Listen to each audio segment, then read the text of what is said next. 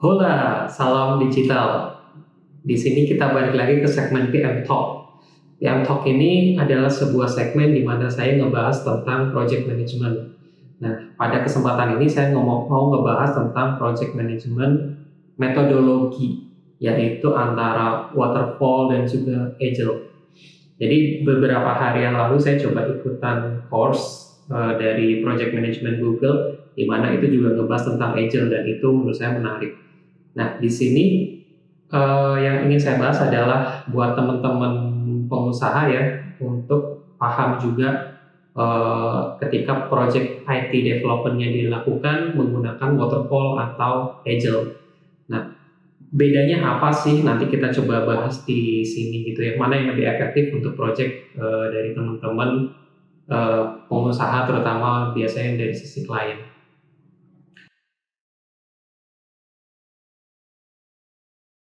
Yang pertama kita bahas dulu dari metodologi waterfall. Jadi sesuai namanya ya, waterfall, air terjun. Nah, di sini prosesnya itu adalah berurutan dari A sampai Z. Jadi semuanya itu tidak boleh loncat.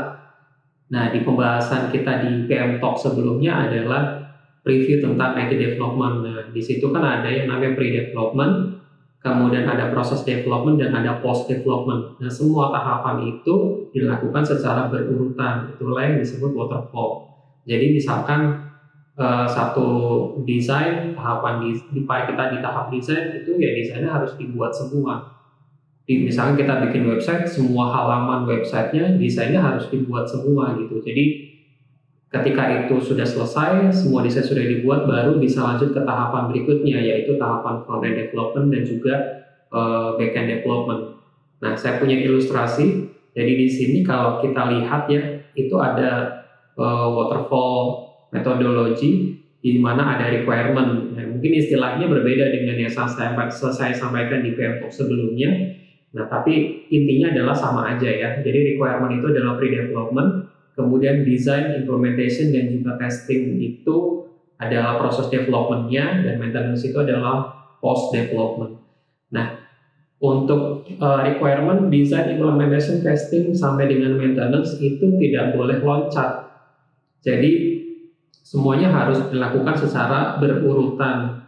Jadi misalkan kita dari tahap desain itu nggak mungkin dong tiba-tiba langsung ke tahapan back-end development-nya atau tiba-tiba ke tahapan maintenance-nya, itu nggak bisa gitu. Jadi semuanya harus dilakukan all in gitu. Desain ya desain, semua halaman harus dibuat. Nah, bagusnya sisi positifnya dari metodologi waterfall ini adalah untuk project-project yang sederhana lah, tidak terlalu rumit. Misalkan untuk membuat website company profile atau membuat e-commerce tapi yang masih sederhana, dan juga untuk mobile aplikasi yang ya masih sederhana aja gitu. Kenapa waterfall ini lebih cocok untuk project yang sederhana? Karena resource yang dibutuhkan juga tidak terlalu banyak pada akhirnya. Tim yang orang-orang yang tergabung di dalam satu tim development juga tidak perlu yang harus banyak orang sekali di situ, sehingga dari sisi cost itu akan lebih rendah. Nah, kesalahannya nih biasanya dari pengalaman saya pribadi selama menjadi project manager itu penerapannya keliru. Jadi membangun e-commerce yang cukup kompleks namun dengan metodologi waterfall. Efeknya apa sih? Sebenarnya bisa aja gitu ketika projectnya yang rumit tetapi menggunakan waterfall. Namun dampaknya adalah karena resource-nya juga terbatas gitu ya. Akhirnya projectnya bakal delay cukup lama.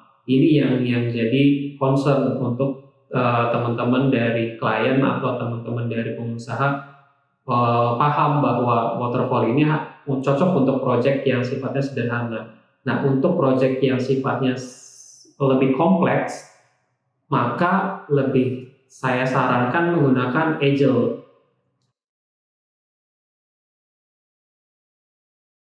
Kita coba lanjut ke bagian agile ya. Jadi agile itu sendiri kan sesuai namanya lah, agile itu kan lincah ya. Jadi projectnya ini nanti harapannya juga lebih lebih lincah gitu. Nah, di sini tidak harus berurutan. Jadi teman-teman coba bisa cek ilustrasi berikut ini. Di sini kita ada plan, design, build, test, review, dan seterusnya sampai dengan launch. Nah, ini juga mungkin istilahnya berbeda, tapi poinnya sebenarnya sama. Plan itu nanti untuk pre-development, design, build, test, dan review itu nanti untuk proses development-nya, dan launch itu post development-nya.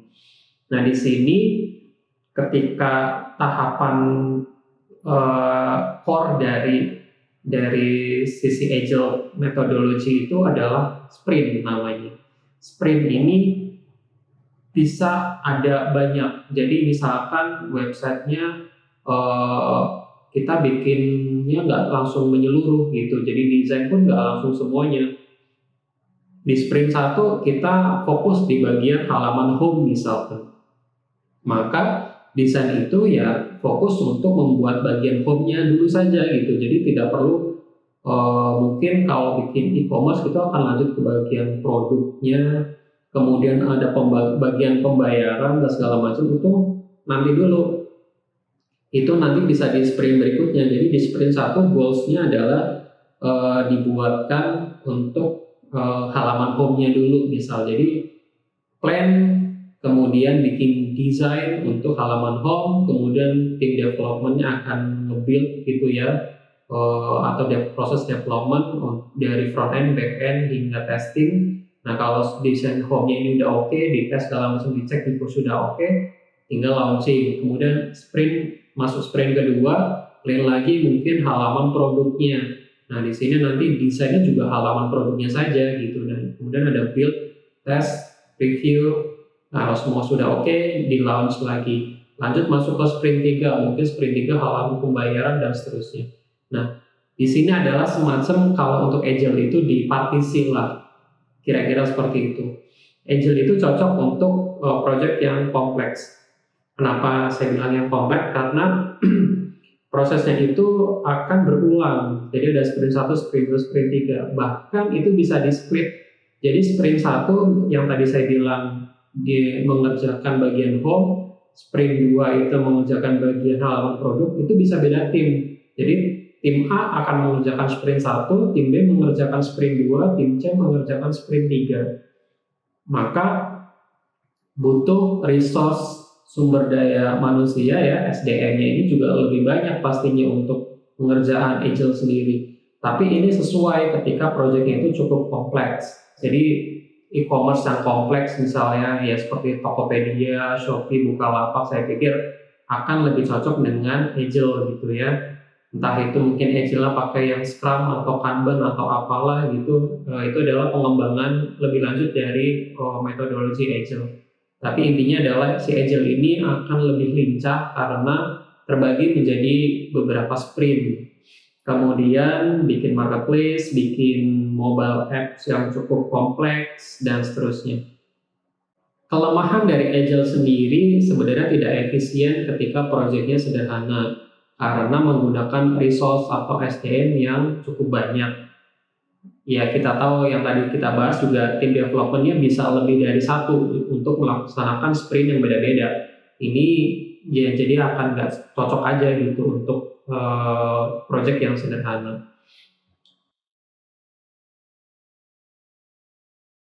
Sebagai kesimpulan, jadi antara waterfall versus agile, dua-duanya punya plus minusnya sendiri ya.